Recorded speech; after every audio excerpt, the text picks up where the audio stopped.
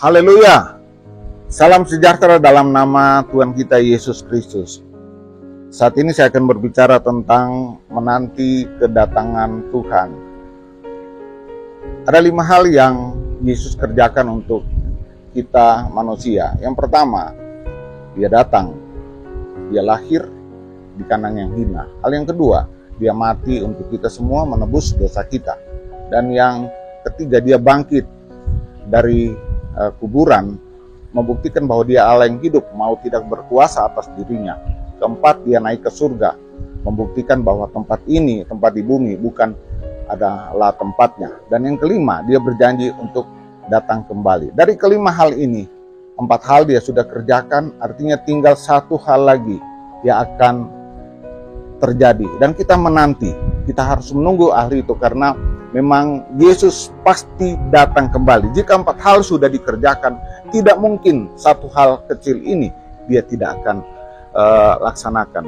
Di dalam 1 Tesalonika pasal 4 ayat 16 dikatakan begini, sebab pada waktu tanda diberi, yaitu pada waktu penghulu malaikat berseru dan sangkakala Allah berbunyi, maka Tuhan sendiri akan turun dari sorga, dan mereka yang mati dalam Kristus akan lebih dahulu bangkit. Ayat yang ke-17, sesudah itu kita yang hidup yang masih tinggal akan diangkat bersama-sama dengan mereka dalam awan menyongsong Tuhan di angkasa. Demikianlah kita akan selama-lamanya bersama-sama dengan Tuhan.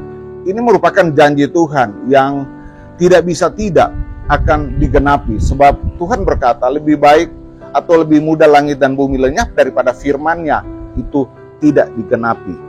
Dan ada hal yang ingin saya sampaikan. Sebelum Yesus datang pada kali yang kedua, atau sebelum Yesus datang kembali, pertama, pastikan namamu terdaftar di sorga.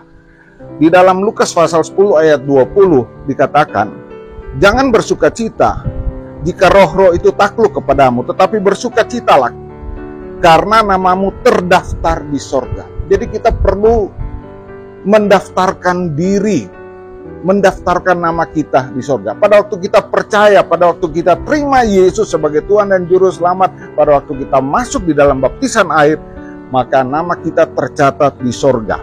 Tetapi nama kita juga bisa terhapus, sebab ada ayat di dalam Alkitab, di dalam Wahyu, dikatakan bahwa maka orang yang menang akan dipakaikan dengan pakaian putih, dan sekali-kali tiada aku akan menghapus namanya dari kitab hayat.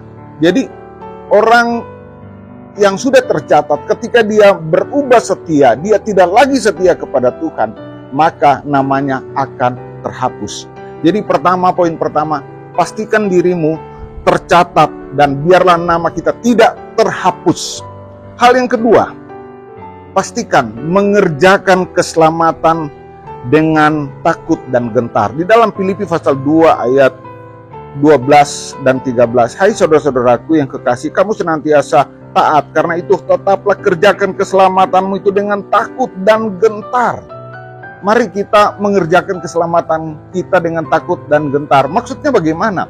Bukankah keselamatan itu sudah diberikan secara cuma-cuma oleh Tuhan pada kita? Apakah kita perlu mengerjakan? Kita diselamatkan karena mengerjakan? Bukan, saudara.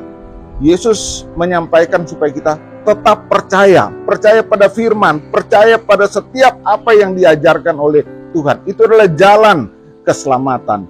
Dia sudah mati di atas kayu salib, dia tanggung dosa kita semua supaya kita tetap percaya kepada dia. Mengerjakan keselamatan berarti menghidupi firman yang dia sampaikan, menghidupi perintah yang dia katakan. Ini bukan opsional, tetapi harus dilaksanakan. Bahkan sampai Paulus coba menggambarkan dengan takut dan gentar. Artinya ini bahwa kita harus mempraktekkan firman Tuhan itu dengan sangat serius. Jadi orang yang bermain-main dengan firman Tuhan, saya khawatir namanya bisa terhapus di sorga sana. Dan hal yang ketiga, tetaplah setia. Ada banyak ayat di dalam Alkitab bahwa Tuhan mencari orang-orang yang setia.